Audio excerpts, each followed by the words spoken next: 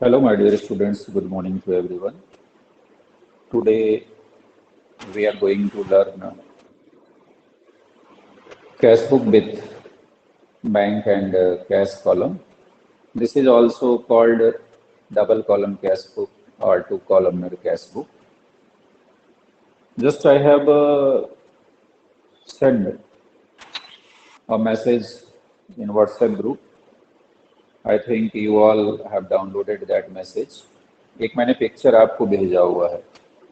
वो सवाल आपके सामने रहेगा. आप एक बार सवाल देखते रहेंगे जरूरत पड़ने पर तो आपको ज़्यादा समझ में आएगा. तो कल भी मैंने आपको बताया था कि कैसे कैश बुक का जो है फॉर्मेट तैयार करते हैं. पहले डबल कॉलम कैश बुक बनाना है तो सबसे पहले आपको लिखना है कैश बुक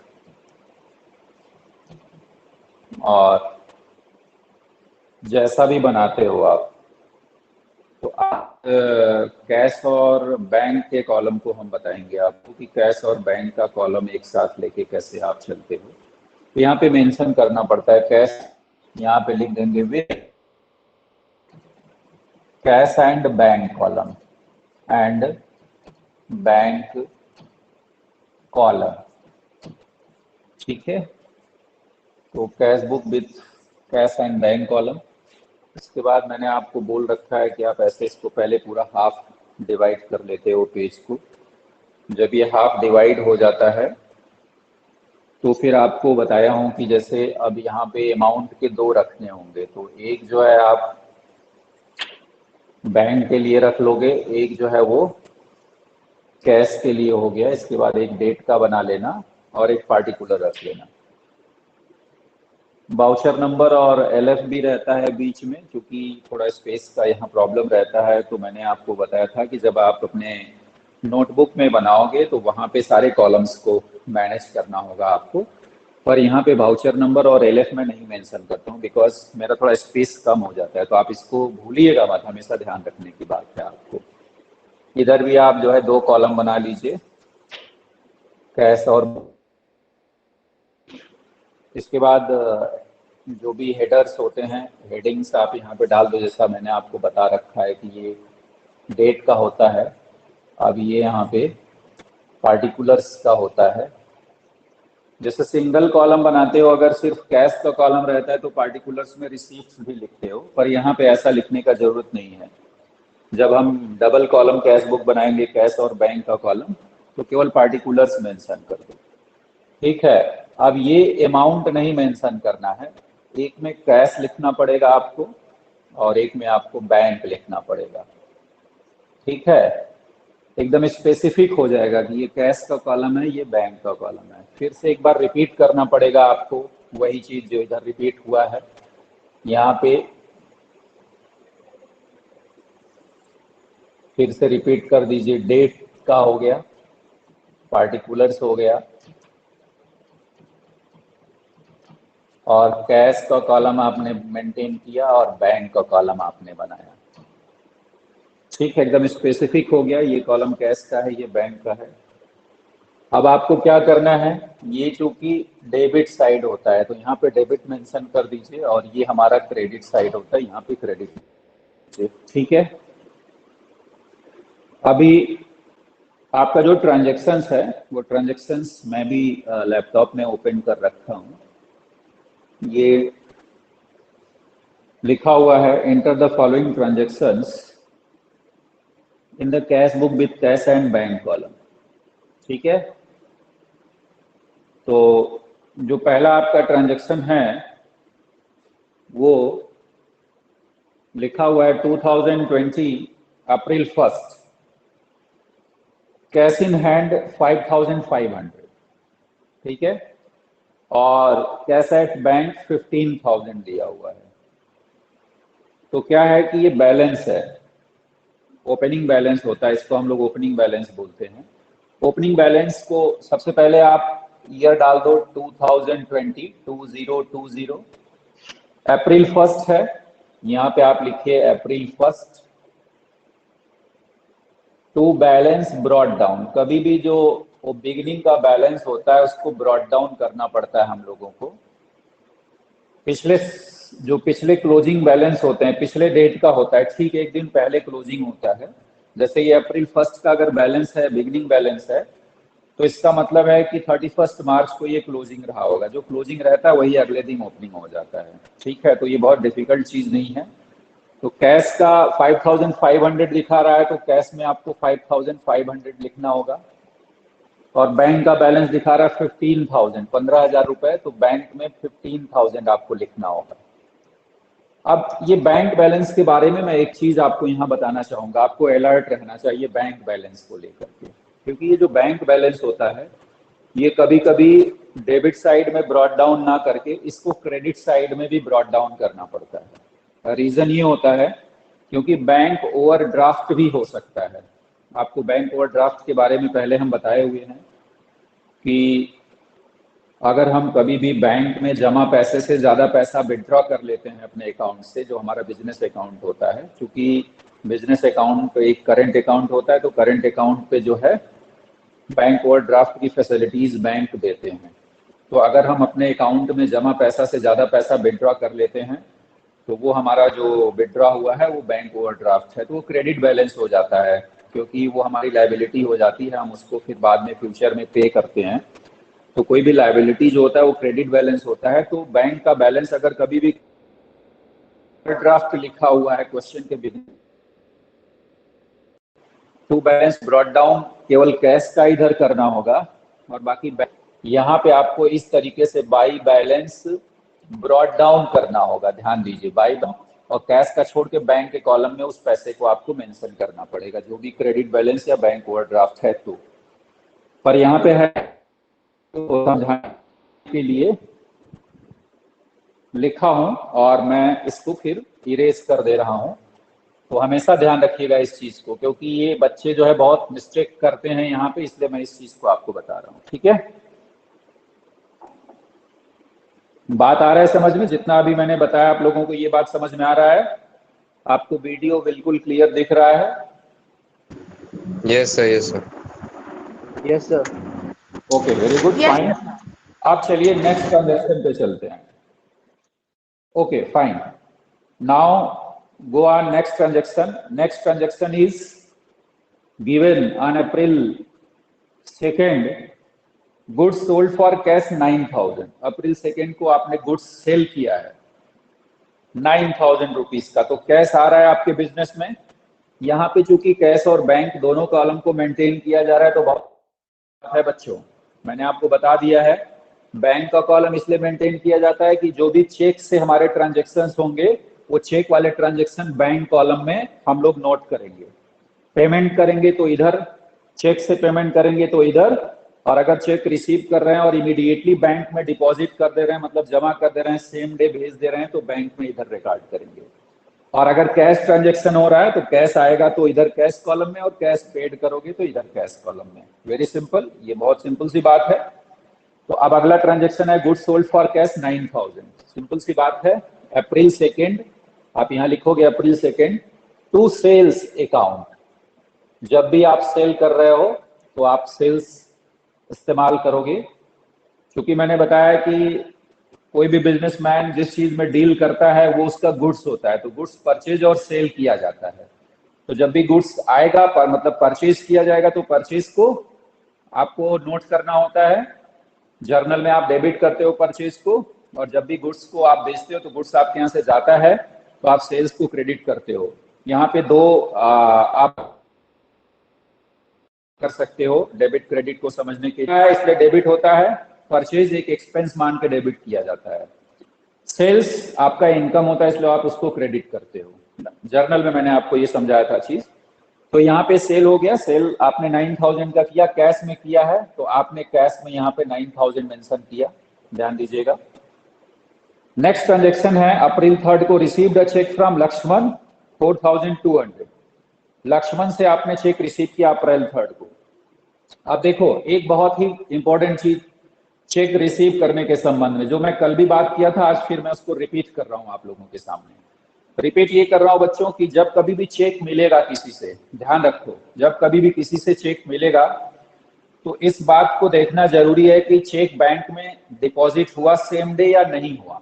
अगर सेम डे डिपॉजिट हो जाता है तब तो कैश बुक में रिकॉर्ड कर लेते हैं बैंक कॉलम में, लेकिन कभी कभी क्या होता है कोई भी चेक मिल को हम लोग सेम डे वेलिड नहीं कर पाते हैं, किसी कारणवश वेलिड करते हैं, तो ऐसे केस में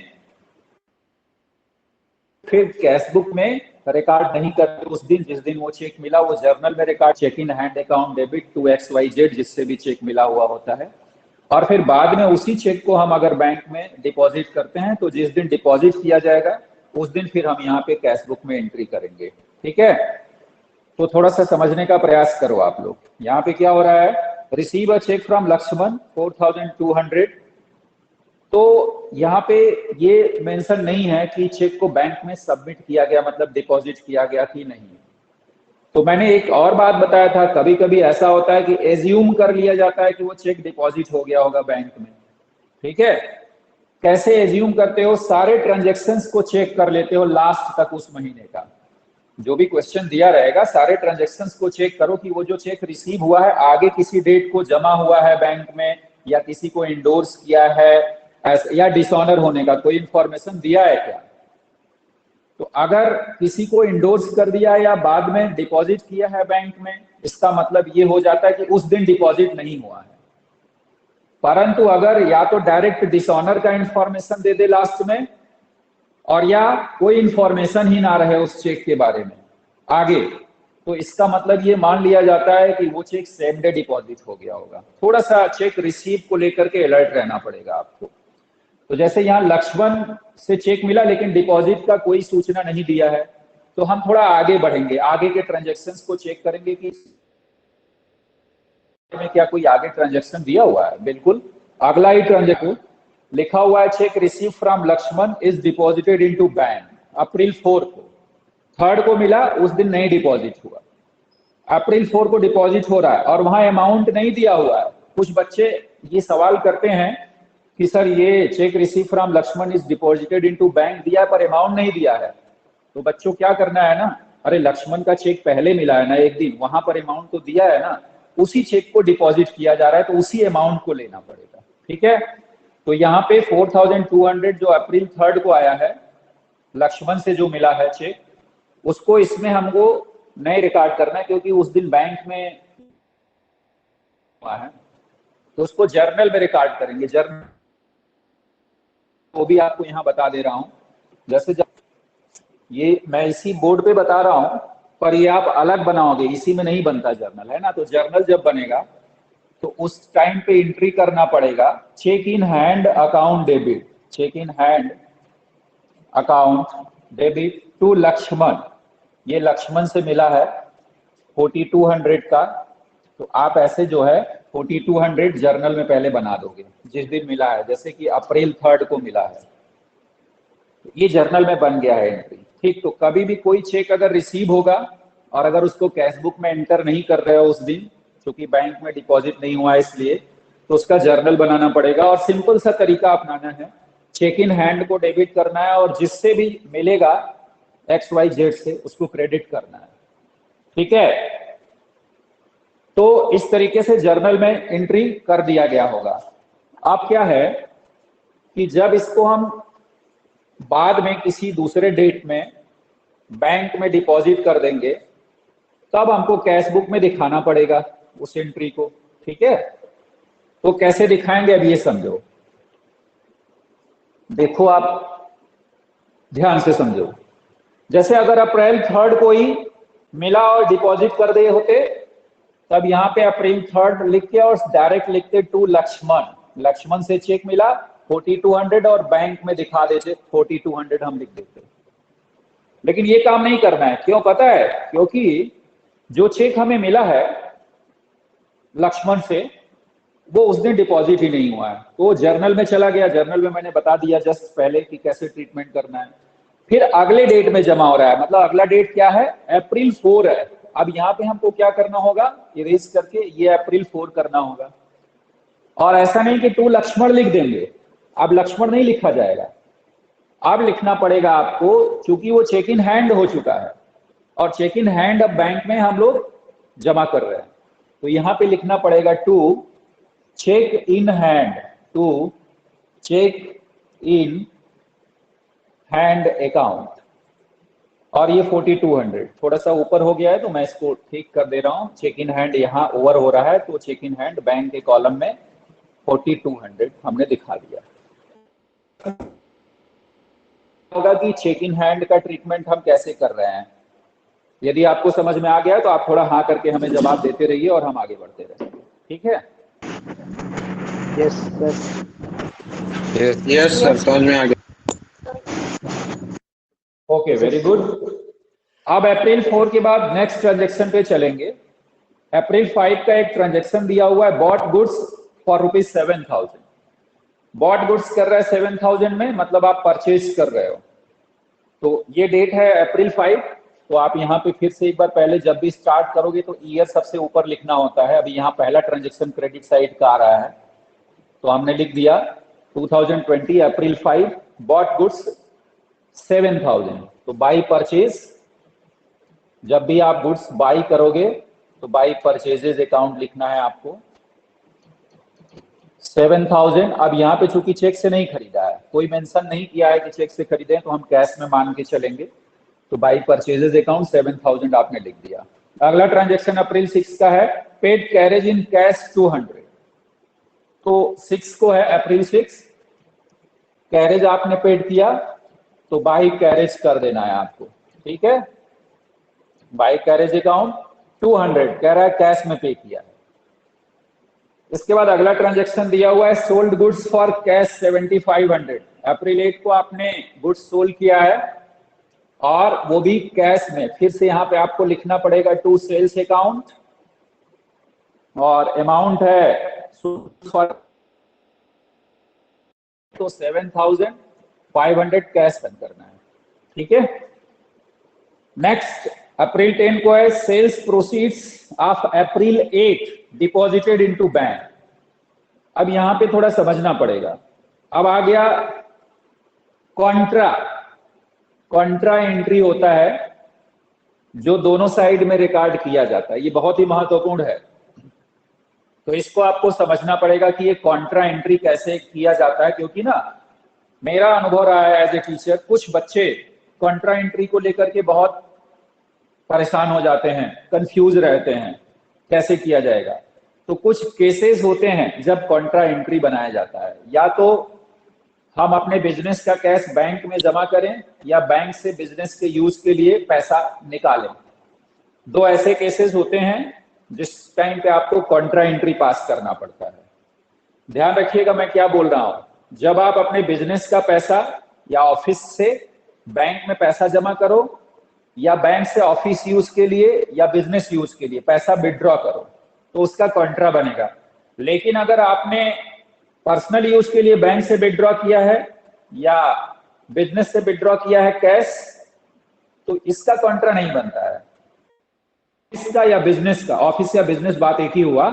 ऑफिस से कैश या बिजनेस का कैश बैंक में जमा करो या बैंक से कैश निकालो, बिजनेस यूज के लिए या ऑफिस यूज के लिए, दोनों ही केस में कॉन्ट्रा एंट्री बनता है। दोनों साइड में रिकॉर्ड करना पड़ता है। रीजन मैं बता रहा हूं क्यों, क्योंकि आप कैश और बैंक दोनों कॉलम को मेंटेन कर रहे हो यहाँ पे। तो कैश और बैंक दोनों से रिलेटेड ट्रांजैक्शन हो रहा है। बैंक में जमा करोगे तो आपके यहाँ से कैश बिजनेस का निकल के बैंक में जाएगा, और बैंक से विड्रॉ करोगे ऑफिस यूज के लिए तो बैंक से निकल करके आपके बिजनेस में आ जाएगा।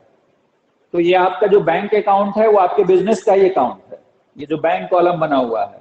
और ये जो कैश है ये आपके ऑफिस का या आपके बिजनेस के कैश का रिकॉर्ड मेंटेन कर रहा है। तो होता क्या है, इसको समझने के लिए मैं एक बहुत सिंपल सा तरीका बताता हूँ। उस तरीकों को सीखो, फॉलो करो, उसको समझो कि मैं क्या बता रहा हूँ। पहले क्या करना है, एक्चुअली ये जो साइड होता है डेबिट साइड, वो पॉजिटिव के लिए होता है, मतलब प्लस के लिए होता है। और ये जो साइड होता है वो दोनों माइनस माइनस होता है। मतलब मैं समझा रहा हूं कि माइनस माइनस और प्लस प्लस मैं क्यों लिख रहा हूं, इसको समझ लेना अभी। जैसे जब आपके बिजनेस में या आपके बिजनेस ऑफिस का कैश का बैलेंस अगर बढ़ता है तो हमेशा वो डेबिट साइड में रिकॉर्ड होता है। और अगर आपके बिजनेस का बैंक अकाउंट में बैलेंस अगर बढ़ता है तो भी डेबिट साइड में ही रिकॉर्ड होता है, पर बैंक कॉलम में रिकॉर्ड होता है। मतलब सिंपल ये हुआ बेटा कि अगर कैश का बैलेंस बढ़ेगा या बैंक का बैलेंस बढ़ेगा तो डेबिट साइड में कैश का बढ़ेगा तो कैश कॉलम में, और बैंक बैलेंस बढ़ेगा तो बैंक कॉलम में रिकॉर्ड करना है। ठीक है। दूसरा, अगर आपके बिजनेस का कैश या ऑफिस का कैश जो है अगर वो कम होता है तो उसको क्रेडिट साइड में रिकॉर्ड करते हो, और अगर आपके बैंक का पैसा कम होता है, बैंक बैलेंस जो आपके बिजनेस का है वो अगर निकल रहा है, वो अगर कम हो रहा है, तो उसको भी क्रेडिट साइड में मेंटेन करते हो, पर कॉलम बदल जाता है, बैंक कॉलम होता है। मतलब साफ हो गया कि जब कैश हमारा माइनस होगा तो क्रेडिट साइड में, और हमारा बैंक बैलेंस माइनस होगा तो बैंक कॉलम में क्रेडिट साइड में एंट्री हम करते हैं। ठीक है। अब हम आपको बताते हैं इस ट्रांजेक्शन को कि कैसे कॉन्ट्रा दोनों तरफ कैसे रिकॉर्ड करना है। सिंपल है, लिखा हुआ है sale proceeds of April 8 deposited into bank. मतलब जस्ट जो 8 तारीख को आपने सेल किया है, जस्ट इसके पहले वाला ट्रांजेक्शन 7500 का, जो कि यहां हमने रिकॉर्ड किया 7500। अब यही पैसा जो कि बिजनेस के पास आ चुका है, ऑफिस में पड़ा हुआ है, उसको बैंक में जमा किया जा रहा है, तो इसका कॉन्ट्रा बनेगा। क्योंकि मैंने आपको पहले ही बताया कि ऑफिस का पैसा या बिजनेस का पैसा बैंक में जमा करेंगे हम तो कॉन्ट्रा, और अगर बिजनेस के लिए, बिजनेस यूज के लिए, ऑफिस यूज के लिए बैंक से पैसा विड्रॉ करेंगे, निकालेंगे तो कॉन्ट्रा। तो ये तो बैंक में जमा कर रहे हो पैसा, तो कॉन्ट्रा बनना चाहिए। आप जरा सा पहले समझो कि लिखेंगे कैसे इसको। लिखने का तरीका अगर समझ गए तो कोई गलती नहीं होगी। ठीक है। आप जरा समझो, आपने अपने ऑफिस का पैसा बैंक में जमा किया तो आपका कैश कम हुआ। ध्यान दीजिए, आपका कैश कम हुआ बिजनेस का, तो कैश को कम करने के लिए या बैंक को कम करने के लिए इधर लिखना है, और कैश या बैंक को बढ़ाने के लिए इधर लिखना होता है। तो इसका मतलब आपका कैश कम हो गया 7500, क्योंकि आपने बैंक में जमा कर दिया। तो क्या करना, कैश का कॉलम में कैश कम हो रहा है ना, तो कैश को कम करने के लिए इधर एंट्री करने के लिए बोला हूं, तो आप लिखो 7500 पहले कैश में, पहले अमाउंट फीड करो। हमारा जो तरीका है बताने का वो यहाँ पे दूसरा थोड़ा सा होता है। पहले अमाउंट को फीड करो, कौन कम और कौन ज्यादा हो रहा है। ऑफिस का पैसा बैंक में जमा किए तो ऑफिस का कैश कम हो रहा है, तो कैश कॉलम को कम करो 7500, मतलब कैश में इधर 7500 जाए। और ऑफिस का पैसा बैंक में जमा कर दिए हो, बैंक में पैसा बढ़ रहा है, बैंक पैसा बढ़ रहा है, तो मैंने कहा कि दोनों में से कैश या बैंक में कोई भी प्लस होगा उसको डेबिट साइड में रिकॉर्ड करना। बैंक प्लस होगा तो बैंक कॉलम में आएगा, तो यहाँ बैंक कॉलम में 7500 आ जाएगा। पहले अमाउंट भर दिया, इधर कैश कम हुआ तो कैश में डाल दिया, और हमारा बैंक बैलेंस बढ़ रहा है हमने बैंक में डाल दिया। अब हम पार्टिकुलर में क्या लिखें, जो ट्रांजैक्शन दोनों तरफ रिकॉर्ड किए जाते हैं टाइम, तो ऐसा आपको ध्यान देना है कि दोनों साइड में रिकॉर्ड करोगे। सर ब्लैंक है। ठीक है। अच्छा अच्छा, स्क्रीन ब्लैंक है। Sir, sound is not clear. Yes, Sir, sir, your network sound is problem. not clear.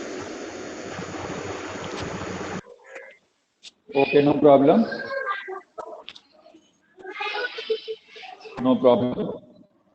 It is network issue, because it is writing here that it is network issue. Now, video and voice is clear or not? No, sir. So screen No, is sir. blank.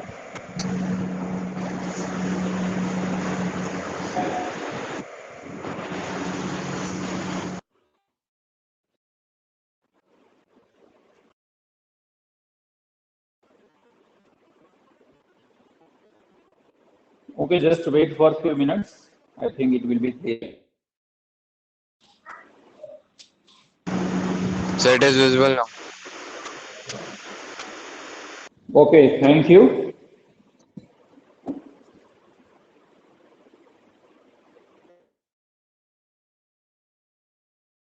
Know from your side that whatever that I was explaining, are you got or not?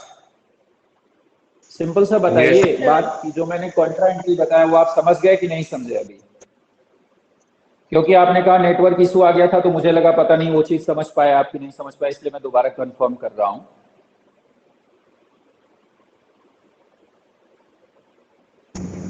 ठीक है? Yes, sir. Sir,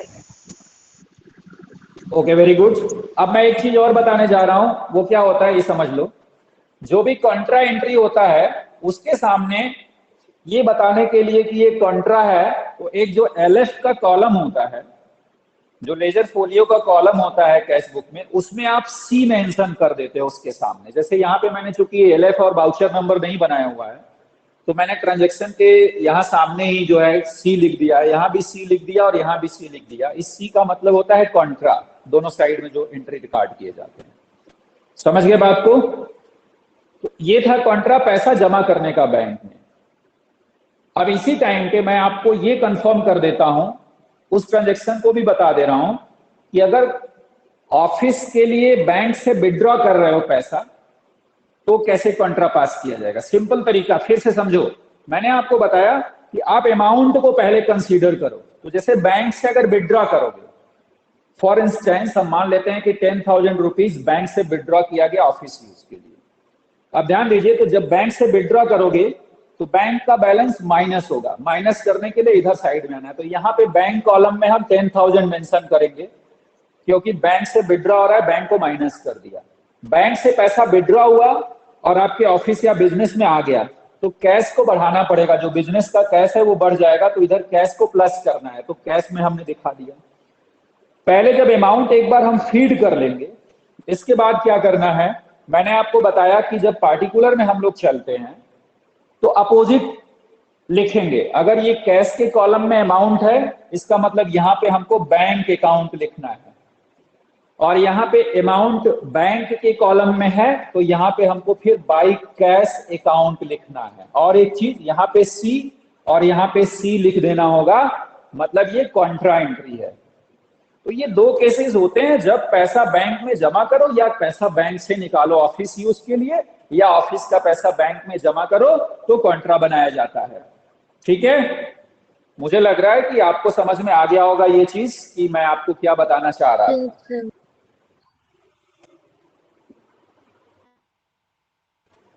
Okay,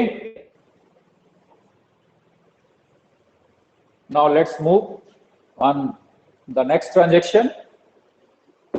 next transaction देखो क्या है हमारा, withdraw from bank for personal use 3,000 अप्रैल 12 को। ये personal use है, bank से तो विड्रॉ हुआ है पर पर्सनल यूज है, ये कॉन्ट्रा नहीं बनेगा। तो अप्रैल 12 यहां डालेंगे हम, डेट अप्रैल 12।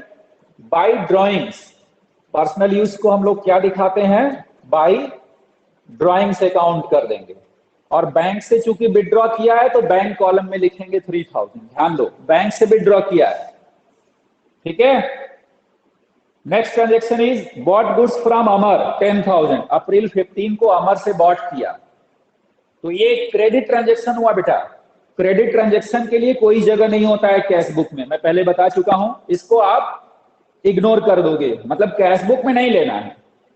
वो आप क्रेडिट परचेज करते हो गुड्स का या क्रेडिट पे सेल करते हो, तो अभी सब्सिडरी बुक आगे पढ़ाएंगे, सेल्स बुक और परचेज बुक, वो वहां पे चला जाता है। तो अमर से आपने खरीदा, इसका एंट्री नहीं करना, मतलब अप्रैल 15 वाला आप नोटबुक में नोट कर लीजिए, अप्रैल 15 वाला एंट्री आपको नहीं करना है। और साथ साथ आप बनाते चलिएगा, आप भी समझते चलिए और कॉपी में लिखते चलिए और समझते चलिए चीजों को।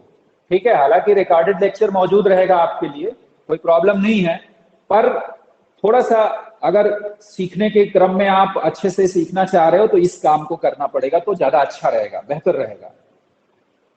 ठीक है, अगले ट्रांजेक्शन पे चलते हैं। ये 15 तारीख वाला नहीं रिकॉर्ड किया जाएगा, बॉट गुड्स फ्रॉम अमर 10,000। और अप्रैल 17 को क्या हो रहा है, अप्रैल 17 को देखिए, अप्रैल 17 को paid Amar by cheque and he allowed us discount. बहुत बढ़िया क्वेश्चन आपके सामने आया है। 17 को पेड अमर बाय चेक, आपने अमर को पेड किया क्योंकि आपने अमर से खरीदा था अभी, ठीक 15 तारीख में। 17 को आप अमर को पेड कर रहे हो, तो पैसा तो दे रहे हो ना, तो अमर को पेड कर रहे हो पैसा 17 को, तो यहां पे दिखाना पड़ेगा 17 बाई अमर को पेड कर रहे हो, तो बाई अमर हो जाएगा। कितना पेड कर रहे हो, 9,700। कैसे पे कर रहे हो, चेक से कर रहे हो, तो 9,700 यहां पे आपको करना पड़ेगा, हाँ कोई दिक्कत नहीं। सर 1 मिनट, लेकिन 10 बजे से दूसरा भी क्लास रहता है। हाँ 11 बजे से, बट 10 to 11 मेरा 12th में रहता है, पर मैं कोशिश करता हूँ थोड़ा सा 10 मिनट। ठीक है, ओके, नो प्रॉब्लम। बाय अमर 9700। देखो यहाँ पे इंपॉर्टेंट चीज, चेक से पेड कर रहे हैं, इसलिए हमने यहाँ पे बैंक के कॉलम में दिखाया है। और दूसरी चीज बेटा समझो, दूसरी चीज ये समझना है कि यहाँ 300 डिस्काउंट उसने अलाउड कर दिया है। तो हम जो कि डिस्काउंट का अगर कॉलम बनाते हैं तो डिस्काउंट को भी मेंशन करते हैं, पर यहाँ डिस्काउंट कॉलम तो बनाया नहीं है, तो उसको जर्नल में बनाना पड़ेगा। जर्नल में कैसे बनेगा वो मैं यहाँ पे बता दे रहा हूँ आपको। जब जर्नल बनाओगे तो जर्नल में अगर इस डिस्काउंट का हमें रिकॉर्ड करना होगा, तो चूंकि हमें डिस्काउंट रिसीव हो रहा है, और किससे रिसीव हो रहा है? अमर से हो रहा है, क्योंकि हम अमर को जब पैसा दे रहे हैं। तो डिस्काउंट अगर रिसीव होता है तो क्रेडिट करते हो, मतलब ये एक एंट्री और पास करना पड़ेगा जिसमें अमर को डेबिट टू डिस्काउंट रिसीव्ड आपको बनाना पड़ेगा। ये 300 और 300 का एंट्री आपको जर्नल में पास करना पड़ेगा। अमर टू डिस्काउंट रिसीव्ड, और बाकी जो पैसा पे कर दिया आपने उसको यहां आपने मेंशन कर दिया। ठीक है, तो इस तरीके से ये ट्रांजैक्शन कंप्लीट हो गया। अब आगे बढ़ते हैं, अगला ट्रांजैक्शन हम लोग देखते हैं।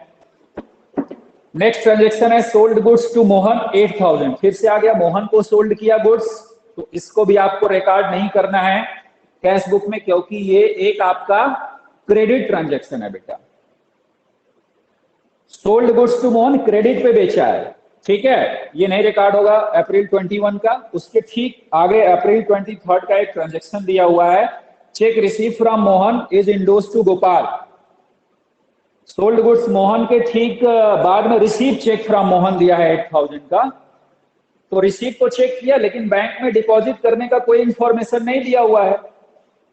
तो जब रिसीव किया चेक और इसको इंडोर्स कर रहा है और डिपॉजिट करने का कोई इंफॉर्मेशन नहीं दिया है, तो जिस दिन आपने रिसीव किया है उसको कैश बुक में नहीं दिखाना है।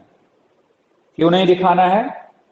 मैंने आपको बताया कि चेक अगर रिसीव हो रहा है और सेम डे बैंक में डिपॉजिट कर, तभी आप तुरंत यहाँ पे रिकॉर्ड करोगे, या अदर डेट में डिपॉजिट करोगे तो अदर डेट में रिकॉर्ड करोगे। पर यहाँ क्या हो रहा है, मोहन से रिसीव किया, आगे 23 को मोहन से जो रिसीव हुआ है उसको इंडोर्स कर दिया गोपाल को, तो बाहर ही बाहर रह गया, मतलब कैश बुक में आने का कोई चांस नहीं है। जब चेक रिसीव करेंगे आप तो उसका जर्नल बनाना पड़ेगा, और जर्नल क्या बनेगा? जर्नल बनेगा जिससे चेक रिसीव कर रहे हो। जैसे चेक रिसीव हो रहा है किससे? यहाँ पे मोहन से। तो आपको मैंने बताया था कि इसके पहले भी एक बता दिया था कि चेक इन हैंड को डेबिट करोगे, अमाउंट को डेबिट कर दिया जाएगा। रिसीव करते हो मोहन से, मोहन को क्रेडिट, क्योंकि मोहन गिवर है, 8000 का है, ये कर दिया जर्नल में 8000, एक एंट्री बना इसके लिए। आप रिसीव कर रहे हो चेक मोहन से 21 का, ये 21 अप्रैल को एंट्री पास करना पड़ेगा जर्नल में। और दूसरा फिर 23 को वही चेक इंडोर्स कर दिया गोपाल को, तो 23 को इंडोर्स कर दिया गोपाल को। तब अब दूसरा भी जर्नल बनाना पड़ेगा गोपाल, यहाँ गोपाल रिसीवर हो रहा है चेक का, और ये जो चेक इन हैंड डेबिट होता है उसी को फिर हम लोग क्रेडिट कर देते हैं टू चेक इन हैंड। ठीक है, तो इसका कहीं से भी कैश बुक पर कोई फर्क नहीं पड़ता। चेक मिला, बैंक में भेजा नहीं, तो पहले मिलने का रिकॉर्ड कर लिया cheque in hand to Mohan, और फिर वही मोहन वाला चेक अगले डेट में 23 को गोपाल को इंडोर्स कर दिया, मतलब गोपाल को दे दिया गया वो चेक। यहाँ चेक में ऐसा होता है बिजनेस में, दूसरे का चेक दूसरे को दे दिया जाता है। मान लो कि पेमेंट गोपाल का था मेरे ऊपर, गोपाल आया पैसा लेने, मेरे पास पैसा नहीं है, तो मेरे पास किसी बिजनेसमैन का चेक मिला हुआ है, मैंने कहा ये चेक ले लो आप और पैसा अपना जाओ बैंक से ले लो, तो इंडोर्स कर दिया गया। तो इसका कहीं भी कैश बुक में कोई भी प्रभाव नहीं पड़ता है, बस जर्नल बनाना पड़ेगा इस तरीके से जो मैंने आपको बताया। तो आपको ध्यान देना है कि किसी का अगर चेक रिसीव होता है और बाद में उसको इंडोर्स कर दिया जाए, तो रिसीव करने का भी एंट्री और इंडोर्स करने का भी एंट्री, वो दोनों आपका जर्नल में बनेगा, कैश बुक में नहीं आएगा ये। ठीक है, तो इस तरीके से इस एंट्री का कोई फर्क नहीं पड़ेगा कैश बुक में आपके। तो मैंने आपको जर्नल इसलिए बता दिया कि आपको जानकारी होनी चाहिए, ऐसे एंट्री आते रहेंगे तो जर्नल में इसको कैसे करना है। अब चलिए आगे बढ़ते हैं हम लोग। अगला ट्रांजैक्शन जो है वो है paid into bank. Paid into bank 4000 अप्रैल 25 को। पेड इनटू बैंक मतलब पैसा बैंक में जमा कर रहे हो, ध्यान रखना, पैसा बैंक में जमा कर रहे हो। पेड इनटू बैंक, इसका भी कॉन्ट्रा बनेगा। बैंक में जमा किया, कितना जमा किया? 4000, तो मतलब बैंक प्लस हो जाएगा। बैंक में जमा कर रहे हैं तो यहाँ पे 4000 और हम अपना कैश जमा कर रहे हैं, यहाँ लिखा नहीं है, लेकिन समझिएगा कि यहाँ तो और भी कुछ नहीं लिखा है कि किससे मिला, किसका पैसा जमा किया, मतलब वो ऑफिस का पैसा आपने बैंक में जमा किया। पेड इनटू बैंक मतलब ऑफिस का पैसा बैंक में पेड करके आ गए, मतलब बैंक में जमा करके आ गए। थोड़ा वर्ड को भी समझना पड़ता है यहाँ पे, ठीक है। तो यहाँ पे बैंक में आएगा, जैसा मैंने आपको बताया 4000, और इधर हमने चूंकि अपना कैश जमा किया तो 4000 कैश में आएगा। अब यहाँ पे जब कैश में अमाउंट है तो यहाँ पे भाई बैंक अकाउंट मेंशन करने के लिए बोला हूं और सी लिख दिया जाएगा कॉन्ट्रा। डेट क्या है? 25 का, अप्रैल 25। यहाँ पे 4000 है बैंक में, तो यहाँ पे टू कैश लिख दोगे आप और यहाँ पे सी मेंशन कर दोगे लेजर फोलियो वाले कॉलम में, ठीक है। और यहाँ पे डेट डाल दिया 25। ये कॉन्ट्रा हो गया। सी का मतलब कॉन्ट्रा, मैं बार बार बोल रहा हूँ, ये सी एक्चुअली लेजर फोलियो जो कॉलम होता है उसमें लिखना होता है। यहाँ मैं कॉलम नहीं बनाया इसलिए इसके सामने लिख दे रहा हूँ आपको समझाने के लिए, ठीक है। इसके बाद 26 को receive a cheque from Sumit and bank the same day. ये देखिए एक ट्रांजेक्शन सीखने के लिए आपको आ गया। अप्रैल 26 को एक चेक आपने रिसीव किया है सुमित से और सेम डे बैंक्ड कर दिया गया। बैंक्ड मतलब बैंक में जमा कर दिया गया सेम डे, ठीक है। तो सेम डे अगर बैंक में जमा कर दिया गया है 3800 का, तो इसका मतलब है कि ये कैश बुक में रिकॉर्ड किया जाएगा। डेट डाल दीजिए 26। सुमित से मिला है, टू सुमित हो जाएगा और बैंक में 3800 आपको दिखाना पड़ेगा। 3800 आप कहां दिखाएंगे? बैंक में, क्योंकि बैंक में सेम डे चेक को जमा कर दिया। 27 को दे रहा है पेड रेंट 1000 एंड चैरिटी 500। यहां ऐसा कुछ नहीं मेंशन किया कि चेक से पेड कर रहा है, तो मतलब कैश में पेड किया गया होगा। तो आप जो है अप्रैल 27, दो एंट्री अप्रैल 27 का बनाना पड़ेगा। एक बाय रेंट कर दीजिए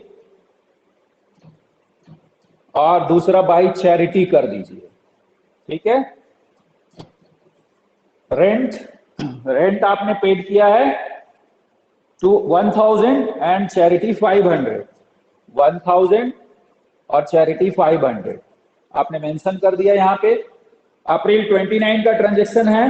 बैंक नोटिफाइड दैट, एक ट्रांजैक्शन आ रहा है, bank notified that cheque received from Sumit has been dishonoured, bank charges ₹30 on it. अब कैसे इसको करोगे, इसको थोड़ा समझो। कोई भी बैंक में जमा किया हुआ चेक अगर डिसऑनर हो जाता है, कोई भी बैंक में जमा किया हुआ चेक अगर डिसऑनर हो जाता है, तो चूंकि बैंक में जब हम चेक जमा करते हैं तो इधर एंट्री कर देते हैं। ये जो सुमित का चेक है इसी की बात हो रही है। तो जब कोई भी चेक आपने बैंक में डिपॉजिट कर दिया है तो उसका एंट्री इधर हो जाता है, और जब डिसऑनर हो जाता है तो अपोजिट साइड में एंट्री करना पड़ता है। ध्यान रखिएगा आप, ठीक है। तो यहाँ पे डेट है 29 अप्रैल 29, तो अप्रैल 29 यहाँ पे आप डालोगे और अप्रैल 29 को चूंकि चेक डिसऑनर हो गया, किसका डिसऑनर हो गया? सुमित का डिसऑनर हो गया। तो जैसे यहाँ पे टू सुमित मेंशन किए थे जब डिपॉजिट कर रहे थे, ठीक इसी तरीके से इस साइड में बाय सुमित करना पड़ेगा आपको। ध्यान रखिएगा क्या करना पड़ेगा? बाय सुमित। जिसका भी चेक डिसऑनर होगा तो उसका नाम इधर लिखना पड़ेगा आपको, ठीक है। तो बाय सुमित कर दिया। कितने का चेक था जो कि हमने जमा किया था?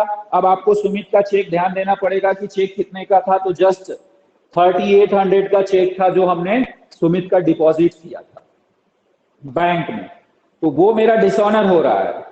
अगर वही चेक डिसऑनर हो रहा है 3800 का हम डिसऑनर कर रहे हैं। लेकिन एक चीज और है इसमें, आपको ये समझना होगा, तो और लिखा है बैंक चार्जेज ₹30 ऑन इट। कभी कभी ऐसा होता है, आपको दिख रहा है ना,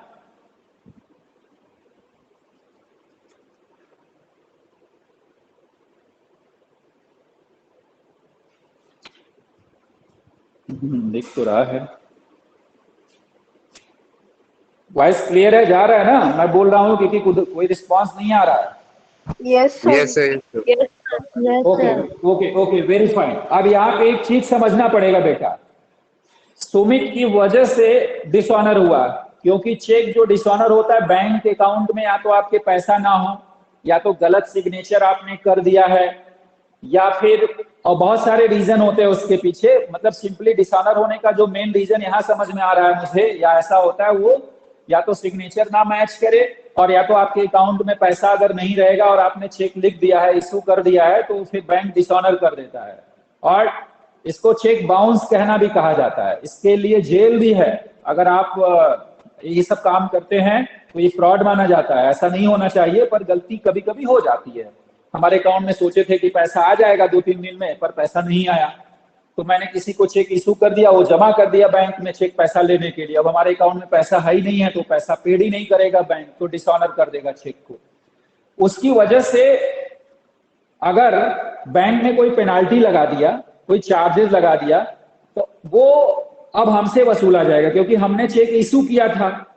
तो जो व्यक्ति चेक हमसे ले गया था उसका तो कोई गलती नहीं है ना। तो अब ये ध्यान देना पड़ेगा कि जो सुमित का 3800 का चेक था वो डिसऑनर हुआ, और 30 रुपए बैंक ने, 30 रुपीज बैंक ने चार्जेस लगा दिया। तो यहाँ पे अब ध्यान रखिए, 3830 मतलब 3800 का चेक, यहाँ पे 3800 और प्लस जो 30 रुपीज बैंक ने चार्ज लगाया है वो पूरा सुमित से वसूला जाएगा। तो यहाँ पे डेबिट में टू सुमित 3800 थे, पर अब यहाँ 3830 हो गया, क्योंकि 3800 का चेक डिसऑनर हुआ, प्लस 30 रुपीज बैंक ने चार्जेस भी लगा दिया सुमित के ऊपर। सुमित के अकाउंट से उतना पैसा कम हो जाएगा, तो सुमित से 3830 लिया जाएगा। आप समझ रहे हो? तो आप ये समझिए, ये बहुत इंपॉर्टेंट चीज था, इसीलिए मैं इसको आपको काफी समय देके समझाया। आगे एक और ट्रांजैक्शन बस बच रहा है अप्रैल 30 को, बैंक चार्जेस 200। एक्चुअली बैंक आपको इतना सारा फैसिलिटी देता है करंट अकाउंट का, तो समय समय पे बैंक कुछ चार्जेस भी एप्लीकेबल करता है, चार्ज करता है। तो बैंक अगर कोई चार्ज कर लिया, मतलब आपके खाते से उतना पैसा काट लिया, तो आप अपने खाते से उतना पैसा माइनस कर देंगे। 200 बैंक के कॉलम में आपको लिखना पड़ेगा, क्योंकि बैंक बैलेंस में से उतना 200 रुपए बैंक ने काट लिया आपका। किस लिए काटा आप यहाँ मेंशन कर दो, बाई बैंक चार्जेस। क्योंकि बैंक ने चार्ज लगाया है, तो बैंक चार्जेस करके आप यहाँ मेंशन कर दोगे 200। ये ट्रांजेक्शन समाप्त हो गया। अब कोई ट्रांजेक्शन नहीं है, ठीक है? अप्रैल 30 तक के ट्रांजेक्शन थे। अब आपको, जैसा मैं पहले बेटा बताया हूं, कि आप क्या करते हो कि सबको टोटल लगा दो पहले, ठीक है? दोनों को जोड़ दो, कितना कैश मिला, कितना बैंक अकाउंट में जमा हुआ पैसा, कितना कैश में पेमेंट किया, कितना बैंक से पेमेंट किया, सब जोड़ करके और लिखना पड़ता है। तो जैसे अगर हम कैश के कॉलम में 9 और 5 14,500 हो गया। 14,500 में 500 और प्लस किया 15,000 हो गया, और 7,000 है, तो 22,000 हो रहा है। मतलब टोटल कैश जो रिसीव हुआ वो 22,000 रिसीव हुआ। बैंक में अगर हम देखें तो बैंक कॉलम को टोटल लगा लो, 15,000, 4,200, 19,200 हो गया। 19,200 में 500 और प्लस किया 19,700, 7,000 है इधर, 7,000, तो 26,700 हो गया। 30,700 और 30,000 और 3,000 प्लस कर दिया तो 33,700, और 800 और प्लस करना है, तो 33,700 में अगर 800 और जोड़ दिया हमने तो 34,500 हो गया। तो यहाँ पे टोटल 34,500 हो गया, टोटल कर दिया यहाँ पे। अब इधर का टोटल कर लो, इधर में कितना हो रहा है, 7,000 और 200। मैं थोड़ा ऐसे टोटल लगा, क्योंकि छोटे अमाउंट भी हैं तो टोटल लगाना थोड़ा सा डिफिकल्ट होता है। 0 0 हो गया, 2 5 एंड 2 7 7 7 7 एंड 5 12, कैरीड हो जाएगा, कैरी फॉरवर्ड हो जाएगा 1 7 और 7 14 हो गया, 14, 14 और 4 18, 18 और 1 19 और 19 और 1 20। इधर मतलब 20,000 जो है 200 हो गया, ठीक है। और फिर इसको प्लस कर लिया जाए, इधर का जो है 0 और फिर यहाँ इसके बाद 7 प्लस 8 जो है 15 और 15 और 2 जो है 17 हो गया। फॉरवर्ड 1 हो जाएगा, इसके बाद 3 9 12 12 और 3 15 15 और 1 16। इधर हो गया 16,730। अब आपको क्या करना है, एक ग्रैंड टोटल का बॉक्स बनाने के लिए बोला हूं। जब एक बार टोटल लगाओ, थोड़ा स्पेस लेके और ग्रैंड टोटल का बॉक्स बनाओ। अब दोनों को बैलेंसिंग करना होगा। पहले क्या करना है आपको कि आप बैलेंस करिए, कैश को बैलेंस करो। कैश में देखो इधर 22,000 है, इधर 20,200, तो मतलब जो मैक्सिमम होता है उसको बोले हैं बॉक्स में लिखने के लिए। तो कैश का 22 वाला मैक्सिमम है, क्योंकि इधर 20,200 इधर 22,000 है, 22,000 मैक्सिमम है। यहाँ पे लिखा 22,000 और कैश के कॉलम में इधर भी लिखा 22,000, 22,000। उसमें से 20,200 माइनस कर दिया, 22,000 में से 20,200 माइनस करोगे तो 1,800 बैलेंस आया। ये चूंकि अप्रैल का मंथ है तो अप्रैल 30 को यहां लिख के बाई बैलेंस कैरेट डाउन लिख देना है, by balance C/D carried down. इसी तरह बैंक का करना पड़ेगा। बैंक का भी इधर ही ज्यादा है, 34,500 है, 34,500 मेंशन करना पड़ेगा यहाँ पे। इधर भी 34,500 मेंशन कर दो वही, क्योंकि मैक्सिमम वही है। अब 34,500 में से 16,730 माइनस करना है, तो 16,730 जब माइनस करोगे तो बैलेंस आएगा। तो बैलेंस कितना आएगा, यहाँ पे मैं लिख के माइनस कर दे रहा हूं, 34,500 माइनस 16,730, तो 0, यहाँ 10 में से 3 माइनस करेंगे तो 7 हो जाएगा। यहाँ 4 बचा है तो 14 हो जाएगा, एक कैरी हो जाएगा तो 7 माइनस करोगे 7 हो जाएगा। यहाँ 3 है, इधर से कैरी होगा 13 तो 7 हो जाएगा। और यहाँ 2 बचा है, 2 में से 1 गया तो 1 हो जाएगा, तो 17,770 आ रहा है, 17,770, 17,770। ये आपका बैलेंस कैरिड डाउन हो गया, ठीक है। तो आज आशा करता हूं कि आपको ये जो double column cash book, cash और बैंक कॉलम के साथ मैंने बताया, समझ में आया होगा अच्छे से। और समझने का प्रयास कीजिए और क्वेश्चंस बनाइए बुक से। जहां कहीं भी कोई डाउट या कोई प्रॉब्लम आता है व्हाट्सएप पे मैसेज करके आप हमसे पूछते रहिए, हम आपका मदद करते रहेंगे, हेल्प करते रहेंगे। Thank you. Thank you, Thank sir. you, sir. Thank you, sir. Thank you, sir. Thank you, sir.